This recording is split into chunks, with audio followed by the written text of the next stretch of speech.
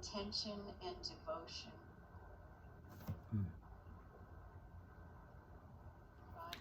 Yeah, thank you, Judith. I can really feel your intention and devotion when you talk about your granddaughter's wedding. That's great. It is your granddaughter, right? Yeah. Yes, yeah. Joia and Connor. Yeah. April 30th. All right. Yeah, and thank you for the beautiful meditation. I've always liked, we used to do that just about every week, right? At Cloud Cottage, we talk about the precepts and the 5 mindfulness trainings, and the precepts are very closely interrelated. Yeah, and it's such a powerful reminder of the many different ways in our life we can learn how to renounce our attachment to being selfish, to be attached to our ideas of existing as a separate body mind from other beings. Ty also would often, he'd say that our life is like a flow of experience, like a river flowing. I think there's a lot of songs he would sing about that. And our experience are like little ripples. Our various experiences are like ripples in the river, and they're just flowing and appearing and disappearing, but they have to appear and disappear in something. The way our minds work, it's like there's no movie without a screen, so there's no experience without our awareness. And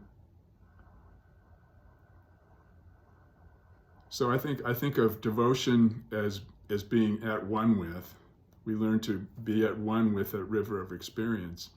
And, our actual experience is the real test of reality.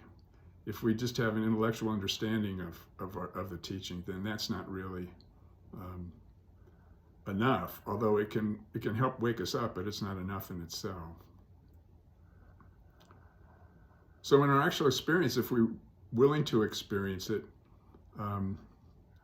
we can see that which knows our experience, the awareness that we are, that knows thinking, that's aware of thinking, experiences thinking, witnesses thinking, and the same with sensations. That which knows our experience, that is our true nature. And that is our intention and our devotion. I think of it also as aspiration, which is very closely linked with devotion and intention. But I've been studying Zen Master Joko Beck, and she said aspiration is nothing more than our true nature manifesting and expressing itself.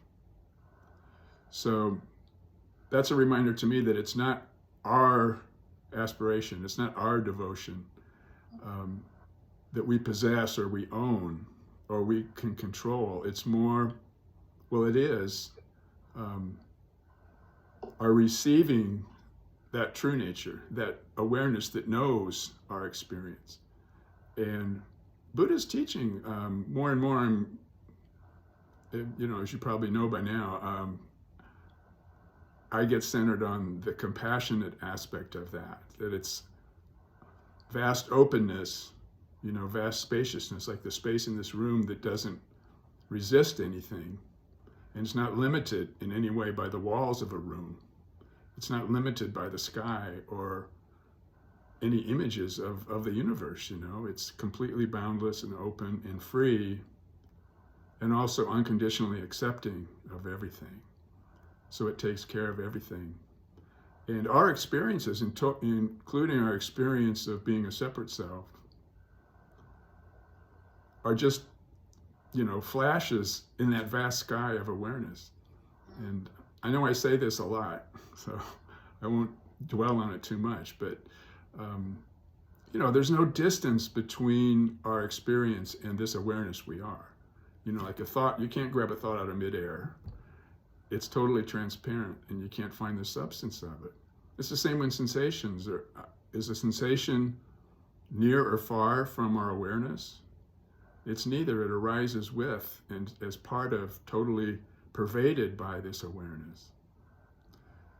So Our aspiration to end suffering really includes this willingness to explore our experience in this way, even though we can't really know, like what I've just said in the last couple minutes, we can't really know that it's true intellectually, but intuitively we feel supported and fulfilled with a kind of wholehearted devotion, wholehearted surrender, and really becoming in touch with that deep yearning to serve all beings that Tai expresses so eloquently. And one of the practices, that I become aware of, I'm not so aware of it in myself as much as I need to be, but in Buddhism, we talk about the power of confession. We can confess that, we do have these expectations and we do make demands on the moment. We do attach to what we want to be.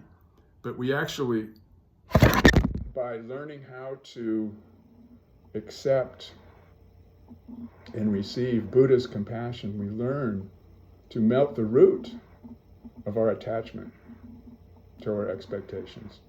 And we learn to melt the root of our resistance to that compassion, that freedom, and that vast openness. So just, being willing to express and acknowledge our difficulties with it.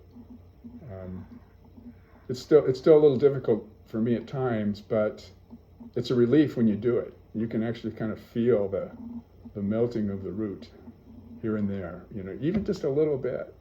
And the Buddhas really appreciate even our somewhat seemingly feeble attempts to keep the precepts, to live in harmony with our true nature. They accept that wholeheartedly and they rejoice in it. And they bestow blessings upon that. There's a saying in the Lotus Sutra that eyes of compassion, observing beings bestow an ocean of blessing without measure. So gradually we learn how to become more and more in harmony with that blessing and with those eyes of compassion. And our mindfulness really helps us to surrender to that spirit.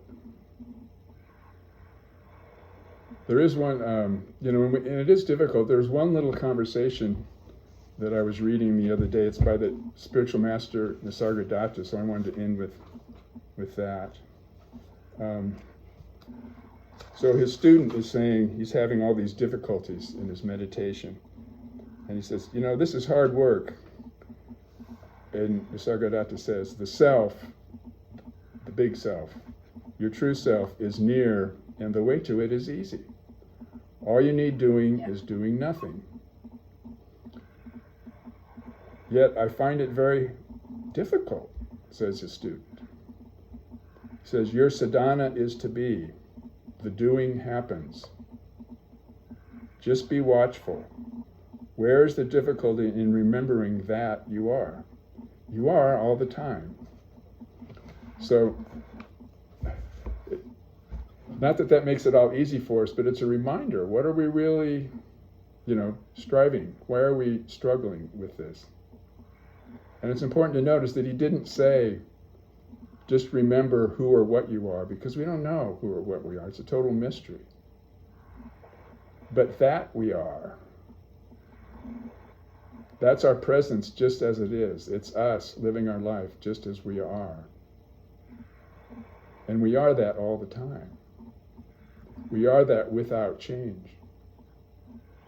And what we are without change, what we are changelessly, that's what we are without any doubt.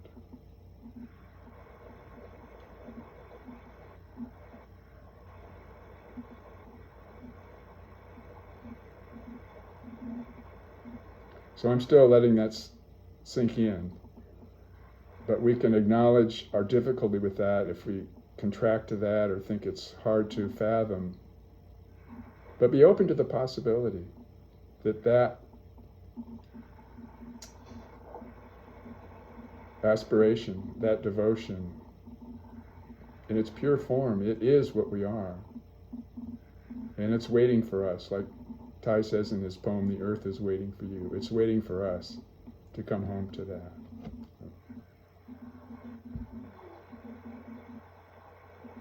Thank you, Roger. I have a footnote, and that is that sadhana means your spiritual practice. That's a word that comes out of Hinduism. Yeah, or meditation. Yeah. Mm-hmm. Mm-hmm. And it doesn't, it's, meditation in our daily life. Gradually, we don't see the difference between the two, but we practice sadhana in order to get a sense of the awareness we are. So I had not heard the expression melting the root of our attachments. That's beautiful. And I said to myself I asked myself a question while you were speaking. Well, how do I do that? How do I melt the root of my attachment? Oh, I let my heart burn it. Yeah. And that, the heart burns it on its own, just like it beats on its own. Not the physical heart, but the heart center beats on its own. Our heart beats on its own. We breathe on our own. We digest our food on its own. It happens on its own with our intention. Beautiful. To be there with it, to just let it be. He says, your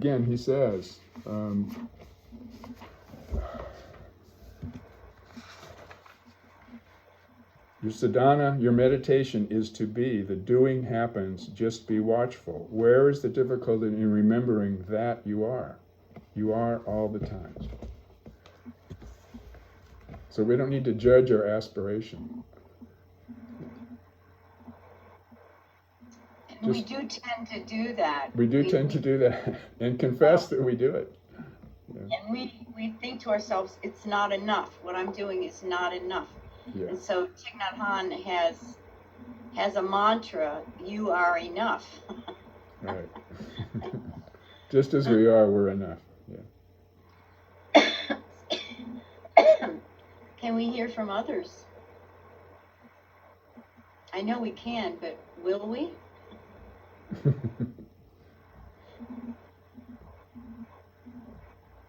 Any thoughts also on the meditation or on Roger's Dharma talk?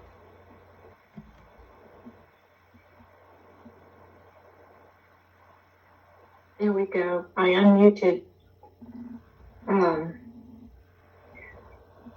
I'm just absorbing everything, and I so appreciate the precepts that you mentioned, because it's really a very tangible skeleton that we can refer back to, of living in a kind way, basically, of living in a way that does no harm. It reminds me of the Hippocratic Oath, living by doing no harm. And then Roger went on and kind of fleshed that skeleton out in a way that I really appreciate, because attachments and selfishness is something I struggle with every day. I don't always recognize it, but it's very strong. It's there.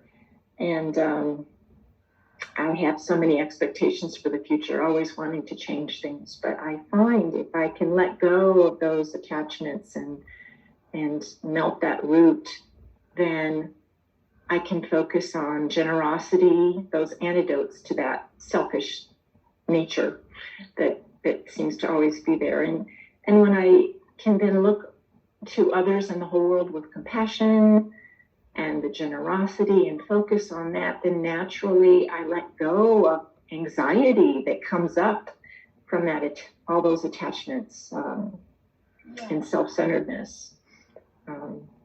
And when the anxiety lifts, then there's much more contentment and peace and even joy. So thank you so much for these reflections. I think I need to have it right there when I have my coffee in the morning, first thing to focus on, because it's so easy to get going on other things. Thank you. That's beautiful, Mary Jo. A big part of Buddha's teaching that sometimes it's not easy to remember But our anxieties, our fears are actually crying out for compassion. So, the bodhisattva, the one who dedicates his life to following the precepts as much as possible, is described as the hearer of the cries of the world. And they're always met with this boundless compassion.